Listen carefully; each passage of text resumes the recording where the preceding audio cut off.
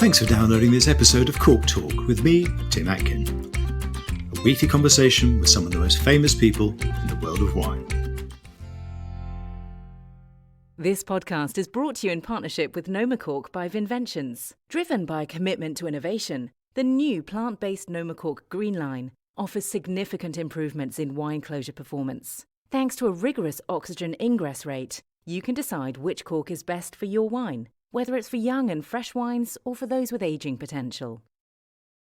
Trevor Durling was planning to go into the US Air Force until he took an introductory winemaking course at the University of California, Davis that changed his life. Still in his 30s, he's now the winemaker at Beaulieu Vineyards in the Napa Valley, where, among other things, he oversees the production of California's first cult Cabernet, Georges de Latour.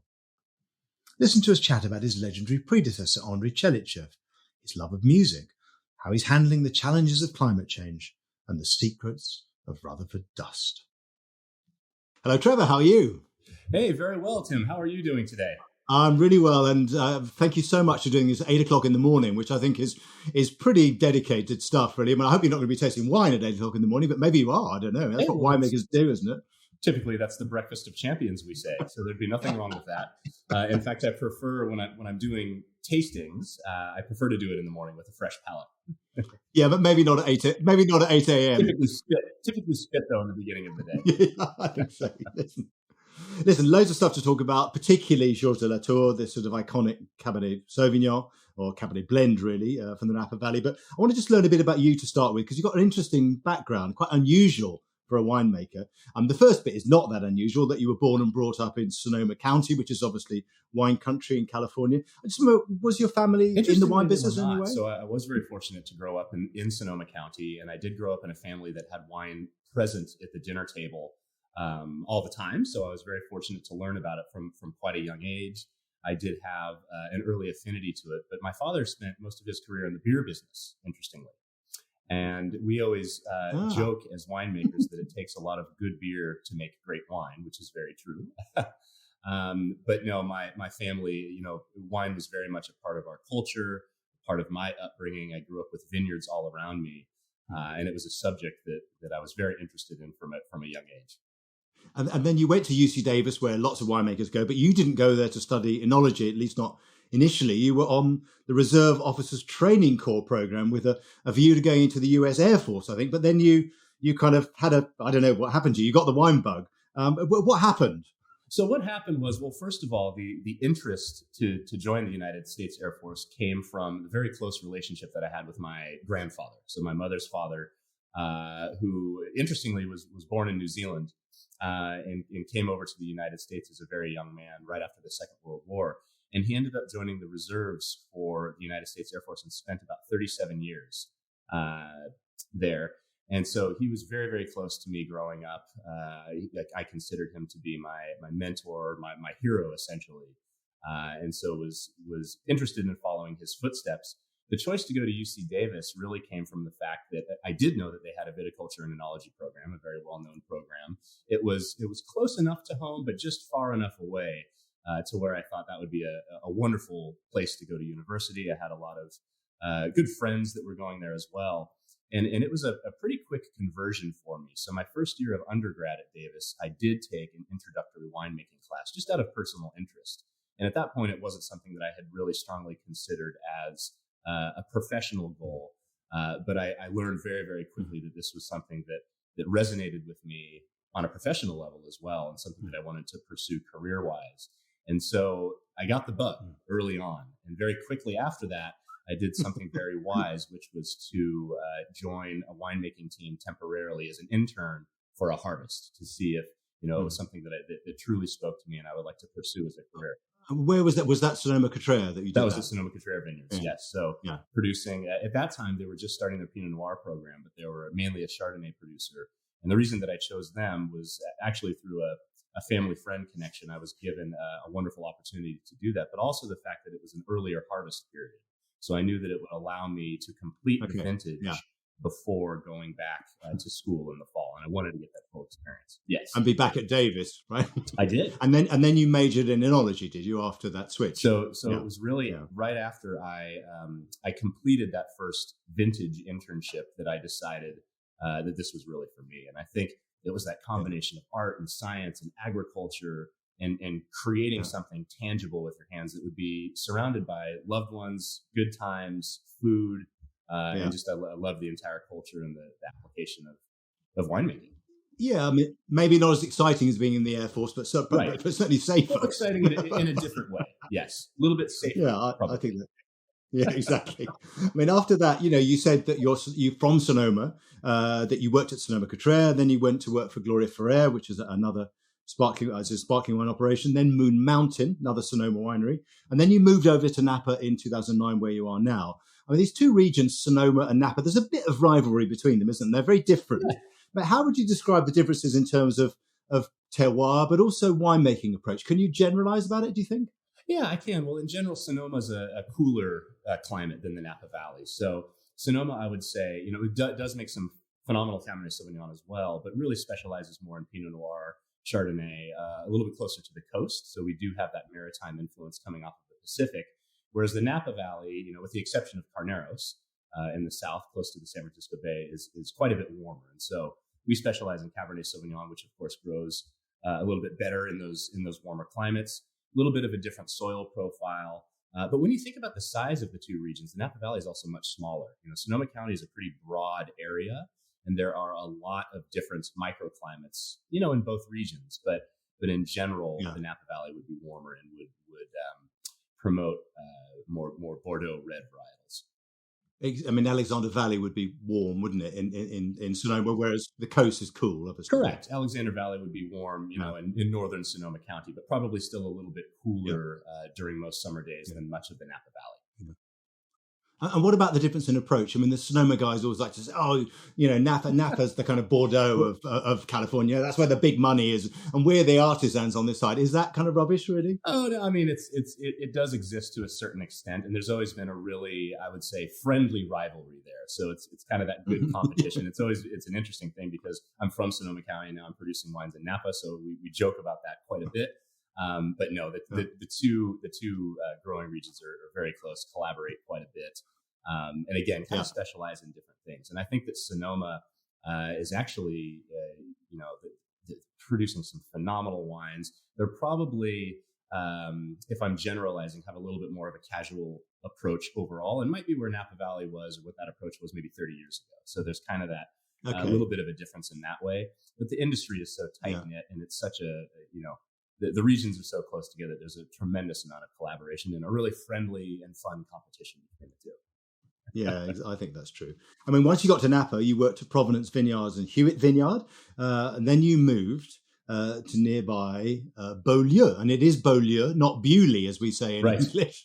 We don't call you Beaulieu, but it's Beaulieu because it has, well, as we'll find out in a minute, it had a French owner right at the beginning. I just wonder, I mean, how did you get the job at BV? Because I mean, you're still young now, but you were very young there when you got such a kind of high profile job. Well, thank you for saying that, Tim. And it's all the wine that keeps me looking young, I think. But really, if I back up a little bit, it was that position that I had at Moon Mountain where I fell in love with Cabernet Sauvignon. So this was still in Sonoma County, but it was on the Sonoma side of Mount Veeder, specializing in Cabernet Sauvignon. And really, that's where I fell in love with that varietal. I was given the opportunity because at the time we were owned by the same parent company as Provenance Vineyards. And so I was recruited by a man named Tom Rinaldi, who originally came from Duckhorn Vineyards and specialized in Merlot and Cabernet Sauvignon. And he was really my primary mentor in the industry. And this really furthered my love for Cabernet Sauvignon, particularly in the Rutherford district. And so I spent a number of years producing Cabernet at Provenance, in fact, taking over for Tom after he had retired. And during this time, I got to know the winemaking team at Beaulieu very, very well, because we were essentially neighbors and we happened to be under the same ownership. So I was in and out of that facility quite often. I was tasting blends with my predecessors all of the time because, again, the wine industry is very collaborative. It's pretty common to do this, between winemakers. And when my predecessor, Jeffrey Sambor, retired, I was actually approached by our ownership, and they told me, "Hey, there's this opportunity to come and consider taking over winemaking at Beaulieu," and how amazing of an opportunity was that. I mean, the fact that I'm fortunate enough to be only the fifth winemaker to produce George de Latour Private Reserve. There's very low turnover And, I saw the opportunity to produce wines from some of the best vineyards in the whole Napa Valley. And so it was a no-brainer to me. And who wouldn't take it? And as you said, no interview then, that you were straight in. Well, there was a little bit of that, of course. I mean, the bar is certainly high, Okay. but the initial approach came to me, and I must have interviewed very well, and I had a strong vision for what I felt the next chapter at Beaulieu could be. It's something that's very exciting and still really inspires me to this day. I mean, did you feel like it sounds a bit cheesy, but there was almost an element of destiny about it? I mean, I read somewhere that some years earlier, you'd had a bottle of 68, Georges de Latour Private Reserve Cabernet Sauvignon on a blind tasting with your family, and it had kind of spoken to you. It had moved you in a way. I mean, I don't know. It's a slightly spooky thing to say, but do you think, hey, this job was out there waiting for me in a way? Oh, absolutely. And so this is something that it's been one of the greatest pleasures of my career, of course, to get to produce the exact wine that I would consider to be my inspirational wine that really drove me to become a winemaker in the first place. And so this goes back to a story of when I was a student at UC Davis, and I was invited to a competitive tasting by a close family friend of ours. And this is the type of tasting group where they'll meet monthly. Probably 15 people will come each time. They will pick a vintage in an appellation from anywhere around the world. Everybody brings a bottle. They taste them blind and have a wonderful time arguing about who brought the best bottle. They'll rank them, all of those wonderful things that we know and love, right? And I happened to be invited to, I must have done something amazing in my previous life to even get the invitation to this at about 19 years old. But the theme was 1968 Napa Valley. And I remember tasting, of course, the 68 Georges de Latour Private Reserve. We had a Heights Martha's Vineyard. We had a couple of brilliant wines from Inglenook, including a Charbonneau, some amazing wines from a truly fabled vintage in the Napa Valley. And that 68 Georges de Latour Private Reserve was the wine that stood out to me, and for the first time in my life made me say, I cannot believe a wine can do that. That is the most amazing thing that I have ever tasted, and this is inspiring me to make top-end wines throughout my career. And so now to have the pleasure of going full circle and landing back at the very producer that gave me that inspiration all of those years ago is truly a pleasure. I mean, can you remember what alcohol level it would have been in those days? I mean, I've had some old wines, 12.5? Probably about 12.5. Yeah, which was totally normal for most Napa Valley wines, certainly probably into the 90s. Yeah, well, we'll come back to that later. I want to ask you about the change of style and how Napa's evolved, really. But you've mentioned this already, that you're only the fifth winemaker in 121 years, isn't it, of Beaulieu Vineyard. Does that make the job more pressurized or less pressurized? Do you kind of feel the weight of history on you and think, oh, God, I better not screw up because there's only been 4 people before me? It does come with a very high level of responsibility. And it's something that I take very, very seriously, not only because there's been such low turnover and I'm only number 5, but really following in the footsteps of such a great person like André Tchelistcheff, right? I mean, that does add quite a bit of weight on my shoulders. I look at it as a responsibility. I am the steward of one of the most important vineyards and stories in the American wine and in the history of the American wine industry, right? So that does come with a certain amount of pressure. But at the same time, it's something that I thrive on, and I absolutely love it because I look at the opportunity that I have now as really writing that next chapter, utilizing some of the best vineyards in the Napa Valley, the same vineyards that all those before me were utilizing to make this iconic wine. And we're always improving in terms of technology, viticulturally, and in the winery. And it's just such a pleasure. So there is superseding them, really, making something even better. Absolutely. And might as well aim to. And I'm building upon a foundation that has already been there. That is just, we are set up for success. I have an amazing winemaking team with a lot of experience. Most of in fact, our cellar team has worked with my predecessors. So we have a very low turnover rate throughout the entire winery. Yeah. I mean, you've mentioned that you're in Rutherford. I think you buy grapes in for some of the wines from other bits of the Napa Valley, I'm sure. Can you tell us a little bit about the terroir of Rutherford specifically? What makes it so special? Where is it in the Napa Valley? And maybe a little bit about Rutherford dust. Where people always think about Rutherford dust, which to people listening probably says, well, it doesn't sound very nice, but it's actually seen as being a very positive thing, isn't it? Oh, it certainly is. Yeah. It's something it's one of the most distinctive expressions of terroir that I've ever come across, this Rutherford dust character. So first of all, when you think about the Napa Valley, it's important to understand it's a very small wine growing region. So about 30 miles north to south, 5 miles wide at its widest standpoint, about half of the world's known soil types in this very small region, right? So really unique place to grow wine grapes. Rutherford is right in the middle of the valley. So it's in the warmer part. It is far enough north to where you don't have that maritime influence of the San Francisco Bay that comes down in the southern regions. Most of our vineyards are on the western Rutherford bench. So it's an alluvial fan that has washed down over millions of years from the Mayacamas mountain range, drains very, very well. It's a wide part of the valley, so wonderful sun exposure. And it has a very unique terroir and something that gives us this character of Rutherford dust. Now, Rutherford dust to me is, of course, it's a sensory term. I look at it as really a textural thing with a flavor profile associated with it, right? So with the tannins, you mean? It's textural tannins?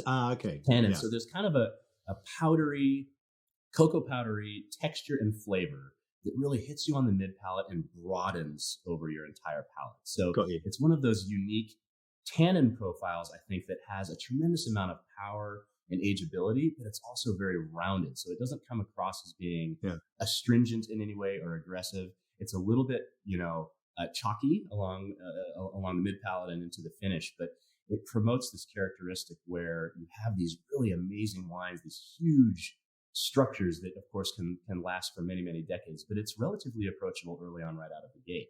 And the term Rutherford dust actually comes from something that André Tchelistcheff was famously quoted as saying during the 1960s, which was, it takes a lot of Rutherford dust to grow great Cabernet in the Napa Valley. And he, of course, at the time was referring to the terroir and the distinct sense of place that Rutherford really has, the physical dust.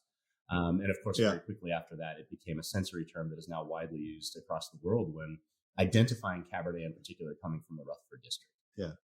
Well, I think we'll come back to him in a second because he's a really interesting figure. I was lucky enough to meet him once towards the end of his life, and an incredible man, really. Just talk about your vineyards for a second, because some of your blocks are actually quite old blocks, but the vines are comparatively young. I mean, you're saying that you tend to replant after 30 years. Just why is that? Is it a question of yields, or do you just think that the vines get too tired, or what is it? There's a number of reasons. So first of all, we own and farm about 1,100 acres throughout the valley, so pretty significant amount of land. About half of which is in Rutherford. And so it is common, I would say, throughout the Napa Valley to replant every 25 to 30 years. And this can be because of, maybe you want to change your rootstock. Maybe, the particular rootstock has lost its resistance to certain pests and diseases that can exist in the vineyard. There also comes a point when the vine gets to a certain age where it will stop producing certainly the yields that you would expect, but also the quality level will start to drop unless you're in a really unique area with old vines that have survived all kinds of adversity that Mother Nature's thrown at them for many, many decades. Yeah. And so this is pretty common to do that. It's not a perfect formula. There are some vineyards that we'll leave out there for much longer than that, some that we will replant more quickly. But typically it has to do with, really making sure to pair the perfect rootstock and also clonal selection of whatever varietal you're growing. On top of that, that'll be grafted onto the rootstock, because of course the vast majority of vineyards in the Napa Valley are on rootstock. Yeah. I mean, almost nobody would be own rooted vineyards now. There are a few old things, but yeah. I mean, let's talk about André, who's this amazing Russian emigre who kind of kept a fairly thick accent all of his life, really, didn't he? He was one of the great legends of the Napa Valley. There's a statue of him outside the winery, obviously. I just wonder, what did he bring to Beaulieu Vineyard? Because he was there for 35 years, and then he retired, and then he came back as a consultant. You couldn't get rid of him, right? I just wondered, what did he bring as a figure and as a person? How much time do you have? Because he certainly brought give us the short answer amount, right? And so, he, being honest, I mean, of course, André is one of he's somebody that we refer to as the Dean of American winemaking. He's the maestro, the father of Napa Valley Cabernet. Tremendously important, not only to us at Beaulieu, but to the Napa Valley in general. So he really revolutionized the landscape of the Napa Valley and the approach to winemaking early upon his arrival in 1938. And so he was born in Russia, has an amazing biography himself, which of course we don't have time for, but ended up studying chemistry and agronomy first in Czechoslovakia and then at the Pasteur Institute in Paris, where Georges de Latour met him and convinced him somehow to come back to this unknown place called the Napa Valley and take over winemaking for his beloved Beaulieu Vineyard.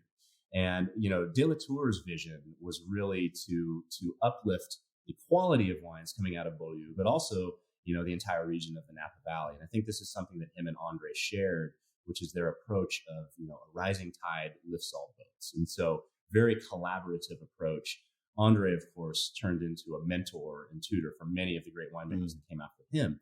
But he really had a strong scientific approach to winemaking. And this was something that didn't exist in that area very strongly prior to André's arrival. So there were a lot of fermentations that were, not succeeding. They weren't typically using targeted strains of yeast for fermentation, or, malolactic bacteria for malolactic fermentation. Things like that we really take for granted today were brought to the region and emphasized by André Tchelistcheff. Sanitation. Because he understood those things, basically. He understood those things. And so suddenly the success rate of the fermentations went through the roof. This is, aside from what he brought to the table viticulturally as well, because he was doing a lot of things in the vineyard, I think, that was helping to produce better quality. But certainly over time, the influence that he had on the region just catapulted the quality of wines coming out of the area. Yeah. And he stayed with us until he retired in 1973. And then, of course, went on to consult with some other phenomenal producers around the region, and then came back to us in 1991 at 90 years old, and passed away in 94. Yeah. And by the way, you were very lucky to have met. I was unfortunately never able to meet him, and what a legendary man he was. Yeah. And I think he passed away with a smile on his face. He was a lovely man. Yeah. I mean, let's talk about Georges de Latour Private Reserve. It's often described as California's first cult Cabernet Sauvignon. How was it created? I mean, Georges de Latour was the owner, and André was then, I think, the winemaker. How did they come up with this idea to produce this top wine? Sure. So the first vintage of Georges de Latour Private Reserve was 1936. And again, this was correlating with a time where, of course, de Latour's vision was to really catapult the quality of wines coming out of Beaulieu. So Tchelistcheff joined in 1938. And one of the first things that he did was to taste through all of the existing inventory of the 36 vintage, which hadn't actually been bottled yet. And over a number of discussions, the two of them decided that they wanted to come out with a flagship wine from Beaulieu Vineyard that is just top quality, low volume, that type of thing. And of course, the 36 vintage actually had some wonderful quality, and Tchelistcheff was very pleasantly surprised. What he ended up doing was holding back his favorite parcels from that vintage, aging them for an additional year before bottling them in 1939. The following year, 1940, unfortunately, Georges de Latour, our founder, passed away, which is why Tchelistcheff and de Latour's widow decided to name it in his honor, hence Georges de Latour Private Reserve. That was first released in, of course, the early 40s. This was the first time in American winemaking history where a wine was produced that, a panel of judges tasted and said to each other, I've never seen quality like this coming, out of this region. And immediately you had a new benchmark and standard of quality for the entire region. Made its way into the wine had made its way into the White House during the Second World War era. Yeah. It was really the pride and joy coming out of the Napa Valley. Okay, yeah. I mean, wasn't there a plan at one point to call it California Burgundy or something? I think before it switched to Georges de Latour, right? Absolutely. So that first vintage they were referring to as California Burgundy, which was interesting because, of course, it's not a Burgundian varietal. I think it had to do with the bottle shape that some of them were actually bottled in, with that more Burgundian style. Yeah. But that was switched very quickly before it was actually released to the public. I mean, the style has obviously varied a fair bit over the years. I've never tasted the 36 release, but you talked about the 68 and it probably having 12.5% alcohol. I just wondered, how much has it changed in terms of things like oak usage? I know you're doing barrel fermentation now, and things like acidity and alcohol levels. Has it followed fashion in the valley, or do you think it's led it to a certain degree? I think it's led it to a certain extent. And I think, here's a really interesting fact. So today, we use entirely French oak on Georges de Latour Private Reserve. And actually, the first couple of vintages of this, so the 36 through essentially the beginning of the Second World War, they were using small amounts of French oak. And André was able to secure some of these. This was not a common thing, by the way, during that time. But once the Second World War happened, it became almost impossible to source French oak. So they converted everything to American oak. And André actually could not stand the quality of tannin coming from the new barrels, right? So what he would do is they would take actually the lower grade wines and fill the new barrels for about a year before racking out of them and then utilizing those once used barrels for Georges de Latour Private Reserve, which of course you'd still get the Yeah. microoxygenation, but you're not getting those lactones and those really kind of harsh tannins, right? Yeah. Well, this existed throughout the decades, actually, until André came back, because this became part of the house style. When André came back as a consultant in the early 90s, there's a very funny story that one of my predecessors told me. And this was, they were walking through the cellar with André, who was quite old at the time, and reassuring him that they hadn't changed anything since he had left, and his influence was still there, and they're still doing things, blah, blah, blah, exactly how André would have done it. And André stopped dead in his tracks when it came to the barrel portion. And he looked at Joel and he said, well, I've changed a hell of a lot in the last 20 years. Why haven't you? Maybe you should consider bringing some French oak back into this. So you went back to French oak. Yes. Stylistically, that would actually make And sense. now you use French oak Absolutely. only? Yeah, in this particular wine, right? And so it was a very funny story that is true. And throughout the early 90s, there was a bit of a mix of the two, and then now we're back to using 100% French oak. And this is a stylistic choice. You had also mentioned the alcohol levels. Back in the day, they were certainly much lower than they are today. And I think that had to do, of course, there's changes in climate, et cetera, in viticulture practices. I think back then it was probably more common, quite frankly, to have various diseases in the vineyards and issues where you couldn't actually, attain the ripeness that you can today. And so with viruses, basically. Right. So they were harvesting earlier, but it was also more common for people to age their wines for a longer period of time before enjoying them. And so, those tannins, the higher acidity, the lower alcohol, that's something that will typically create a scenario where you do need a little bit more bottle age for those tannins to resolve, the acidity to soften a little bit, et cetera. Whereas, certainly later on, it became much more common to let the grapes ripen a little bit more to soften some of those characters prior to harvesting. And how do you do the blend? I've read that it takes you 6 months. You start off with a lot of barrels and you work down to about 50 or so. And is it your decision alone? Because every California winery seems to have a consultant from somewhere, often the same one. Is it you that makes the decision? It is me and my team. And so we do not use we do not use a consultant. I'm very fortunate in that I'm quite close with both of my predecessors at Beaulieu, actually. So they're regular visitors. I do have, I do invite peers, industry friends to come, of course, and to taste with me. And that is really to avoid what we refer to as house palate. So what you don't want to do is, if you're just tasting your own wine all of the time, you can become blind to things that other people might notice. So I have a winemaking team. There are 3 of us. All 3 of us are tasting during the blending process. And then again, oftentimes I will bring an outside palate in to taste blind and give us their neutral opinion. But yeah, blending is something that, we're generalizing when we say 6 months, because really it's something that begins from vinification, from the harvest group. We're putting together the foundation and the core of certain wines at a very early time. And then we're dialing in all of those little details later on throughout the aging period before bottling. Yeah, and does it often come from the same blocks? Do you kind of know which blocks are going to supply the core of the wine, if the Latour? Oftentimes, yes. So if we go back to something like Georges de Latour Private Reserve, of course we know that only the top blocks of Cabernet Sauvignon, particularly on the Western Rutherford bench, are going to be used for that wine. And so there's, of course, a long history there and historical knowledge around which parcels of the vineyard will tend to make the quality level for Georges de Latour. But that said, that's just an assumption. And every time we go through a blending trial, of course, we're doing this blind. So we're making sure that, it's an interesting phenomenon, because you might have all kinds of A-grade Cabernet Sauvignon that on their own are phenomenal blocks, but then you blend them together and there can be something that's missing. And sometimes you need to bring something in that might not stand up as well on its own, but it's bringing something to the table in the context of the overall blend.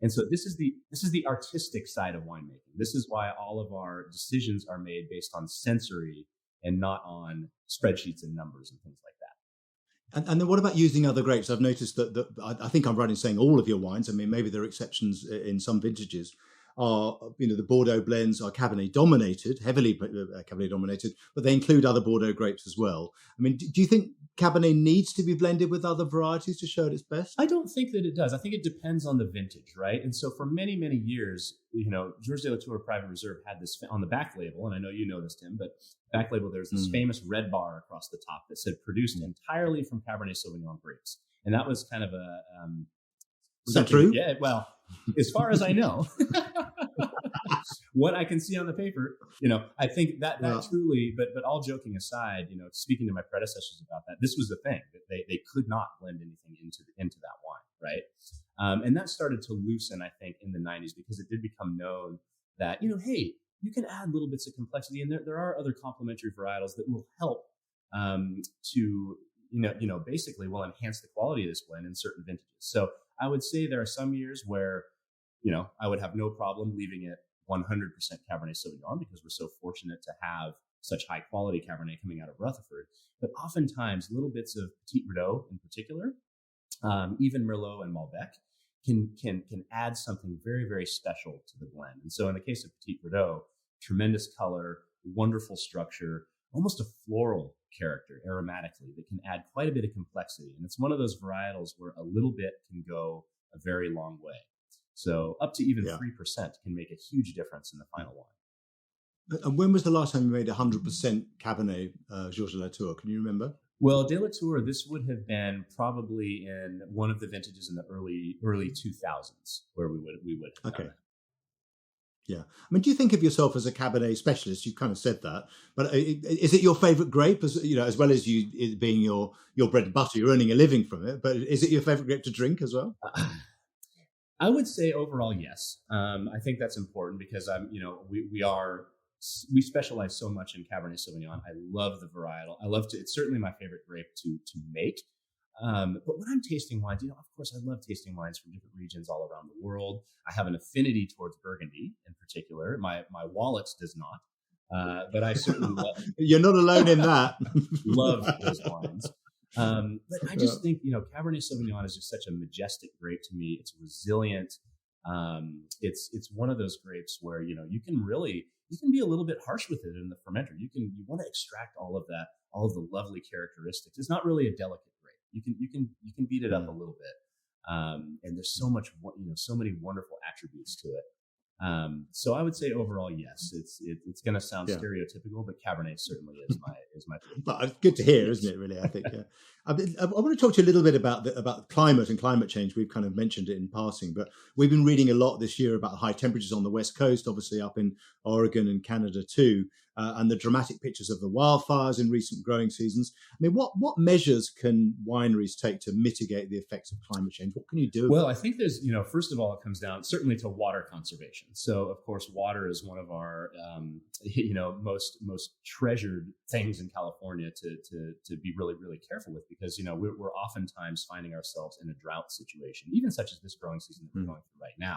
And so there's a lot of investment that's happening in wineries and vineyards in particular to really dial in irrigation practices. So luckily we are able to irrigate in California. We would need to do that because of the warmer temperatures that we have. But there's been a lot of advancements in terms of targeting specific rows within blocks and specific vines even within those rows, reading things like sap flow, for example. So we have sensors that are placed in various areas of vineyard blocks so that we can understand what the flow of water and nutrients are throughout the vine before, so we can anticipate that a vine might be struggling and need water well before you can see it visually. So this allows us to get in there, anticipate, hit the timing correctly, and then also target the specific area within the vineyard block, right? Because there are all kinds of variations within the soil profile where, certain vines might need a little bit more irrigation than others, even within the same row. So by having this technology to where we know where to hit, by the way, this also comes down to NDVI maps. So we do have, of course, maps of our vineyards where we can see the vigorous levels versus the non-vigorous. And so we target those areas. This does a couple of things. First of all, your quality is boosted because you're creating a more even and uniform ripening throughout that vineyard block. And that's really the primary thing that I want to see as a winemaker. When I make the call to harvest, I want the entire block that I'm harvesting to be uniform and even, right? So you have a quality uptick, but then you're also saving a tremendous amount of water by doing this. And so this is, of course, I would say the most important thing that we're doing. Pretty much all of our vineyards now are sustainably farmed. So, every decision we make out in the vineyard is really, we've got the environment, of course, at the top of mind and conservation of resources such as water. There are other things you can do in terms of canopy management, et cetera. And then, of course, even planting specific varietals that are a little bit more, resistant to heat and warm weather and that kind of thing in areas that may have not been 30 years ago. Yeah, I was going to ask you about that. I mean, do you think the Napa Valley is going to shift slightly towards more Mediterranean grape varieties? I mean, I'd include Zinfandel in that. It's a Croatian grape variety, isn't it? But, the rebirth of Zin, or are we going to see more Grenache and more veg and things like that, do you think? That's a really interesting question, and something that I think about quite often. So I think we will see potentially some more of those Mediterranean varietals become a little bit more prevalent in the Napa Valley. But I do believe that Cabernet will be king for the foreseeable future. I think what we may see is plantings of Cabernet Sauvignon going a little bit further south in the valley. So as I was mentioning before, you have a tremendous temperature difference between the Carneros district in the south and Calistoga in the north. Yeah. And typically around Carneros, you see higher levels of Pinot Noir, Chardonnay. There's some cool climate Merlot planted down there. I personally believe that that's a great area for that varietal. But I think as temperatures rise throughout the valley, you will see Cabernet planted a little bit further south. Interesting. Or up into the hills? Or up into the hills as well. And that's already really happening. I mean, that's absolutely the case already. I mean, Howell Mountain, for example, is one of my favorite appellations for Cabernet Sauvignon, Mount Veeder also. So I think you'll see that. But I think you will see some interesting introduction of varietals that may have not been historically planted in the valley. And that's the fun stuff. Watch this space. I mean, you've had this very comparatively short, I'm saying it's short, but you've been making wine for a long time now, but you're still young, meteoric career, but it's all been California focused. I mean, would you like to make wine anywhere else? Oh, absolutely. Absolutely. And I have, of course, had the pleasure of, visiting, many of the famous growing regions around the world. And I did have a short stint. We were producing small amounts of Cabernet from the Bordeaux region, actually under Beaulieu's label, which was really, really interesting. And you made it, did you? I did. Yeah, I was traveling back and forth quite often, and that came to a grinding halt when COVID-19 hit us, unfortunately. But there was quite a bit of travel going back and forth. I did get to work in that region. Great. With a pretty good, I had a pretty good run going there. And this was for a wine that we were producing. It was very small volume, but going into the Asian market. Okay, it was a very, very interesting thing to get to do. Final question is, how do you get away from wine? I mean, you've got this very high-powered job. I know you're a Giants fan. How are they doing this year? They're actually not doing bad this year. I'll admit, I haven't been watching as closely as I probably did, 10 years ago. But I believe they're in first place in their division. They're having a pretty good season. But I'm very much an outdoors person. I love to cook, love music. I have played the piano and the guitar since I was probably 10 years old. So that's a big artistic outlet for me. Yeah. But love being in the outdoors, hiking, getting in touch with Mother Nature, physical activity. I like to keep my body moving when I'm not at work. And that's one of the other wonderful things about the wine business is I'm on my feet quite a bit, right? And you're always doing something different. So which are you better at, piano or guitar? Probably now the guitar. Yeah. Piano was my introduction to music. It's how I learned to read sheet music. Mm-hmm. If I'm being totally honest, I was probably, I feel like I was forced to take lessons as a child, and I would resist a little bit. My mother was very adamant about this. And I look back at it today, and that was one of the best things that I was able to experience in my childhood, because it's something that I truly enjoy today. But I probably play the guitar quite a bit more now than I play the piano. It's easy to carry around, isn't it? It's easier to carry around. Very good point. It's much more mobile. Can you give us a music tip? A couple of weeks ago, Gordon Russell from New Zealand gave us a very good music tip. Anything that new coming out of California we should be listening to? Oh, new coming out of California that we should be listening to. I'm actually going to go the other direction. I have been recently coming out of California. I have recently been getting into a lot more classic rock, actually. So I've been revisiting a lot of the old Zeppelin tracks and actually learning to play them. And this was inspired by, Zeppelin's one of my favorite bands of all time, but this actually comes out of, I was re-inspired when I saw Robert Plant play, actually in Napa. I think it was about 5 years ago. One of the most amazing musical experiences of my life. And so I've really been rediscovering and exploring a lot of the classics. Fantastic. Yeah. So you're, Jimmy Page, Monkey. You could have been, Absolutely. Yeah, exactly. Listen, Trevor, it's been fantastic talking to you. Thank you for all your insights. I'm really enjoying tasting the wines. I'm going to see you soon. Thank you so much, Tim. I hope in California, if not in the UK, or maybe Bordeaux when we can travel again. Absolutely. I hope so very soon. And thank you for having me today. It's been wonderful. Pleasure. Bye. Bye. What a talented and passionate young man. And the 2016 Georges de Latour is very tasty, let me tell you. Next week on Cork Talk, my guest is Peter Gago from Penfolds in Australia. See you then. Thanks for listening to Cork Talk. If you want to read more reports, articles and tasting notes by me, go to my website, timatkin.com. You can also follow me on Twitter @timatkin and on Instagram @timatkinmw. See you next week.